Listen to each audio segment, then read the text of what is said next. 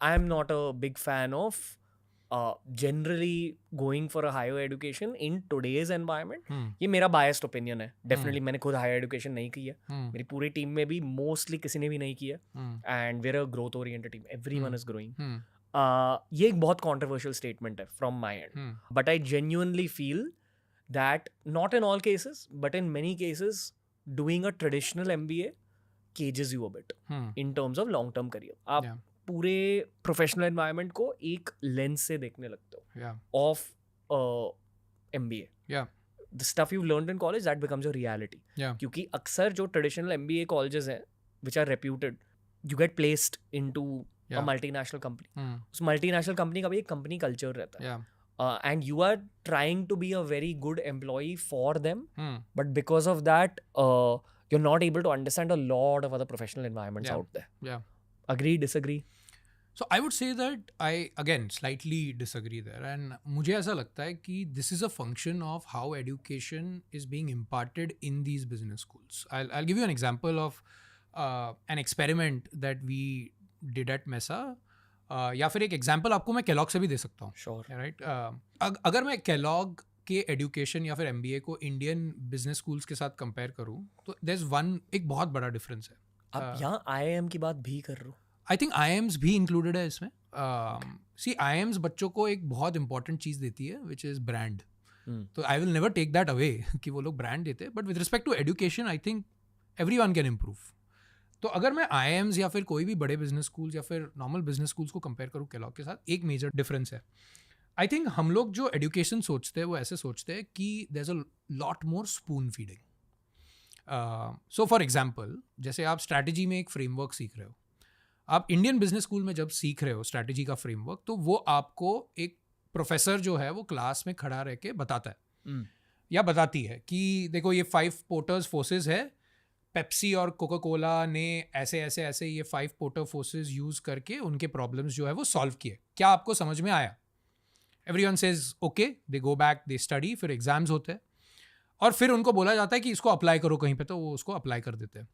अब इन लोगों से जब आप जाके बात करोगे और बोलोगे कि say you hire them at the Ranveer show and you throw a problem at them, वो लोग फ्रेमवर्क्स के हिसाब से सोचना चालू कर देते हैं कि ओके मैंने MBA में 18 फ्रेमवर्क लर्न किए, अब ये जो TRS का प्रॉब्लम है ये कौन से फ्रेमवर्क्स यूज करके मैं सॉल्व करूँ, और वो केज हो जाते हैं. अब इसको ब्रेक कैसे करें? And we have done very successful experimentations of this at MESA, but मैं केलॉग का एग्जाम्पल दूंगा बिकॉज एवरीवन सबको केलॉग पता है. केलॉग में कैसे होता है कि there is a case study methodology that is used. तो सेम फ्रेमवर्क जो है वो मुझे क्लास में सिखाया जा रहा है, बट वो मुझे सिखाया नहीं गया. मुझे एक केस दिया गया है कोका कोला और पेप्सी का, और प्रोफेसर ने हम लोग को बताया कि आप ये केस पढ़ के आओ, हम लोग क्लास में आधे जन जो है वो कोका कोला रहेंगे और आधे जन जो है वो पेप्सी रहेंगे, और हम लोग लड़ेंगे, हम लोग डिबेट करेंगे कि who should win this war and how. और जो प्रोफेसर्स जो है वो बहुत सारे, and everyone comes to prepared to class, so सब लोग जो है वो 2-2, 3-3 घंटा इस केस स्टडी को पढ़ रहे हैं, अपने थॉट्स गैदर कर रहे हैं. कोई फ्रेमवर्क नहीं दिया गया है हम लोग को, हम लोग घूम रहे हैं, हम लोग वी आर फेलिंग, हम लोग वॉल्स पे जाके टकरा रहे हैं, हम लोग को समझ में नहीं आ रहा है कि कैसे सॉल्व करें इसको. बहुत स्ट्रगल कर रहे हैं हम लोग समझने को. बट उससे क्या होता है कि मेरा एक्सटेंट ऑफ थॉट जो है वो काफ़ी बियॉन्ड बाउंड्रीज गया है, कोई बाउंड्री नहीं है इसमें. अब क्या हो जाता है जब क्लास में डिस्कशन चालू हो जाता है, तो मैं बोल रहा हूँ कि पेप्सी ने ये करना चाहिए, तो रणवीर बोलता है पेप्सी ने ये नहीं ये करना चाहिए. अब ये मैंने कभी सोचा ही नहीं था, तो मैं रणवीर को बोलता हूँ Ranveer I disagree with you, और एक अच्छा डिबेट होता है which pushes me beyond what I was also thinking about. Correct. End में जाके क्या हो जाता है कि प्रोफेसर जो है वो सब डिबेट्स को गैदर करता है, और गैदर करने के बाद वो फिर फ्रेमवर्क को इंट्रोड्यूस करता है, और वो बोलता है कि ये जो 5 पोर्टर्स फोर्सेस है could have been one way via which you could have solved this problem. ये सोल्यूशन नहीं है, बट ये एक तरीका हो सकता था जिसके द्वारा आप ऐसे सोच के ये प्रॉब्लम सॉल्व कर सकते हो. अब ये फंडामेंटली अलग है तरीका सिखाने का, क्योंकि इसमें क्या हो गया कि I allowed myself to fail, I allowed myself to tinker, I allowed myself to go out there, और अलग अलग चीज़ों के बारे में मैंने सोच के फिर मैं क्लास में आया और फिर मुझे एक फ्रेमवर्क दिया गया. तो अगले टाइम जब मुझे एक प्रॉब्लम स्टेटमेंट दिया जाएगा, से अगर द रणवीर शो में मैं काम कर रहा हूँ और आपने मेरे को अगर एक प्रॉब्लम स्टेटमेंट दिया, I will not be bound by that framework. I will know that framework exists and I can probably use it in my process to solve that problem, but मैं उससे बाउंड नहीं हूँगा. तो मुझे ऐसा लगता है कि आप कैसे सिखा रहे हो ये बहुत मैटर करता है. क्या कभी आपने अपने किसी दोस्त से बात करी है जिन्होंने IIM से ग्रेजुएट किया अबाउट द MBA? क्या कभी उनसे ये पूछा है कि what changed in you after the IIM graduation? ये एक सवाल. दूसरा सवाल यह कि क्या आपने कभी इंटरनली खुद के Ivy League international MBA degree को उस IIM की MBA डिग्री से कंपेयर किया? तो पहला क्वेश्चन मैं बताऊंगा कि आप अगर करंट एजुकेशन सिस्टम में कोई भी IIM ग्रेड से अगर जाके बात करोगे और उनको ये अगर सिंपल सवाल पूछोगे कि जो आपने IIM के दौरान पढ़ा क्या आपने यूटिलाइज किया, तो उनका आंसर होगा मैक्सिमम 15 to 20% मैंने यूटिलाइज किया, उसके बियॉन्ड नहीं. Most people will also say कि कुछ भी यूटिलाइज नहीं किया मैंने. तो जो पढ़ाया जा रहा है और जो इंडस्ट्री में काम आता है वो बहुत अलग चीज़ है. And this is something that will echo across anyone who is graduating from an IIM Ahmedabad, Bangalore. What they will though say is that I would still go to an IIM Ahmedabad even after knowing this. Why? Because I got the brand. उस जो stamp मिलता है Stamp उसका मिल गया, value पता चल जाता peer group मिल गया of really really smart people who have cracked the cat. Right? मुझे alumni status मिल गया, मुझे एक्सपोजर मिल गया क्योंकि IIM अहमदाबाद में कहीं जाने माने लोग आके बात करते हैं, तो मुझे वो एक एक्सपोजर मिल गया. बट क्या मुझे वो स्किल्स मिले? नहीं मिले. बट मुझे क्या मिला? मुझे बहुत सारे मौके मिले. क्योंकि क्या है कि अगर आप IIM अहमदाबाद से हो तो the number of chances that are given to you to fail are much more in the professional world. Because सब लोग आपको एक बेनिफिट ऑफ डाउट देंगे ना कि okay this person has failed, but ये जो पर्सन है ये IIM अहमदाबाद से है, let's give this person one more chance. From an employer's perspective, from a founder's perspective, basically यहाँ फिल्ट्रेशन हो रही है लोगों की. एंड जो IIM ABC से निकल के आता है, यू नो दैट एक घिसाई ओरिएंटेड पेडिग्री है, ये हार्ड वर्किंग ऑब्वियसली है, ये सिस्टम ओरिएंटेड ऑब्वियसली है, स्मार्ट भी है, स्मार्ट है. So they would be a great member of my organization. Yeah, and I might need to train them again. I might need to give them certain experiences to get them ready, but they'll become ready. Some amount of readiness is already there. And some amount is there, or coachability is there, rigor is there, basic smarts are there, aptitude is there. तो फिर मैं उनको थोड़ा सा training देके एक level पे लाके फिर उनको अपने ऑर्गेनाइजेशन में प्रोडक्टिव बना सकता हूँ.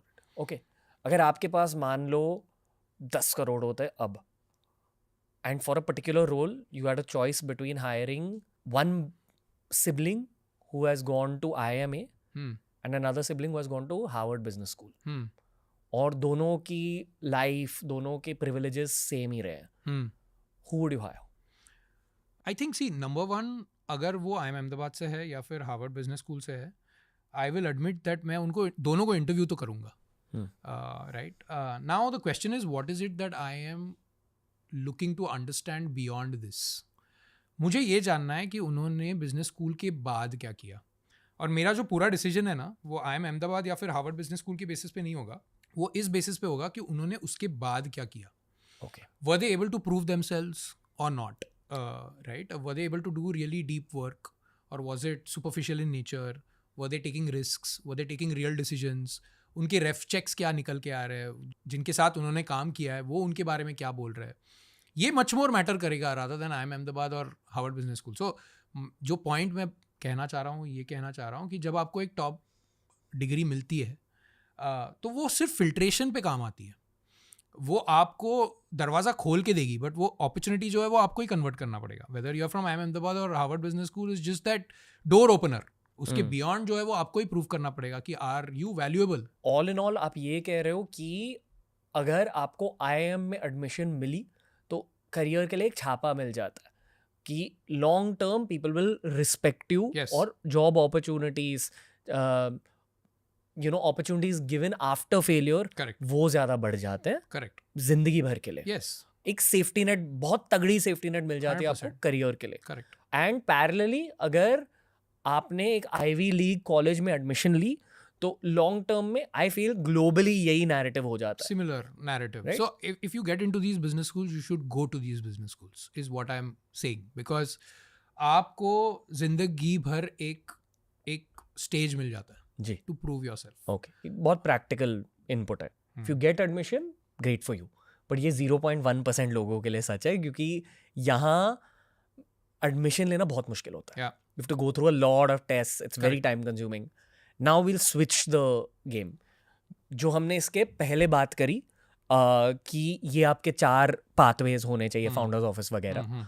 Let's talk about 99.9% of people, which is most viewers watching this and their parents. ठीक है. एक बेसिक सा सवाल है. बहुत सारे लोगों को स्टार्टअप स्टार्ट करनी है. ओके, ये एक बहुत रियलिस्टिक अप्रोच टू करियर हो चुका है आज के ज़माने में, शार्क टैंक के ज़माने में. पहले तो मैं ये कहना चाहूँगा कि स्टार्टअप स्टार्ट करना बहुत मुश्किल होता है. It's not for everyone. It's probably again for 0.1% भी. करेक्ट. ठीक है. और बहुत ज़्यादा मेंटल हेल्थ ट्रेड ऑफ्स होते हैं, बहुत फिजिकल हेल्थ ट्रेड ऑफ्स होते हैं, and it's really not for everyone, which is why most startups fail. ठीक है. I again feel it's only for 0.1% people. In saying that, अगर किसी को ऐसा लगता है अंदर ही अंदर कि नहीं मेरे से ये हो जाएगा, I'll be able to do it, I'll be able to start startups, तो फिर MBA करना, IIM में एडमिशन लेना, Ivy League को टारगेट करना, is that the practical pathway?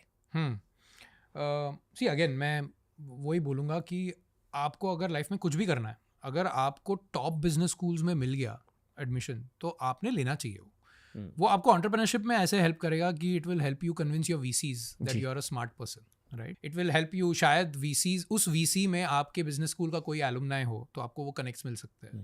तो काफ़ी सारी चीज़ें हो सकती है.